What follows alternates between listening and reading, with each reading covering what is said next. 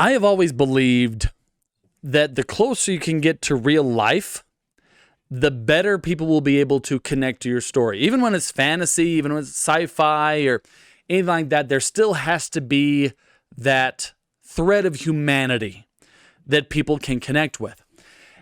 And so if we talk about how to make a character interesting, it is pretty much the same idea of what makes a person interesting. So let's talk about an interesting person. You can just picture an interesting person that you know. They have between 1, 2, maybe sometimes 3, but it's usually 1 or 2.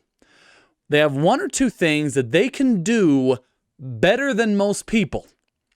Something that makes them stand out, right? They can juggle. They can ride a bike faster than most people. They can speak better than most people. Sometimes it's a little bit less tangible, right? They are kinder than most people, or they are more angry than most people, but they've got something, 1 or 2 things that they can do better than most people. Okay? Makes for a very interesting person.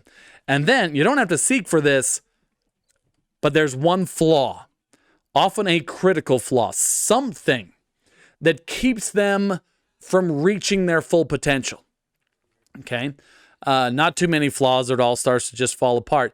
Though you can have new flaws introduced, right? As you go through your story, they might resolve some and come up with others.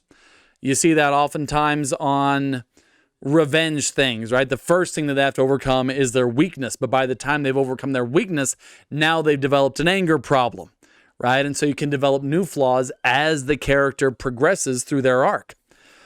And so, yeah, that I feel is a great baseline for creating an interesting character or an interesting life, right? I've always felt that those 2 things should be joined, right? Live a good story, or live a great story, write a great story, is what I'm always saying, right? So if you also want to be an interesting person, you should have, 1 or 2 things that you can do better than most people, and don't worry about developing the flaws. They come on their own. But yeah, that's kind of the balance.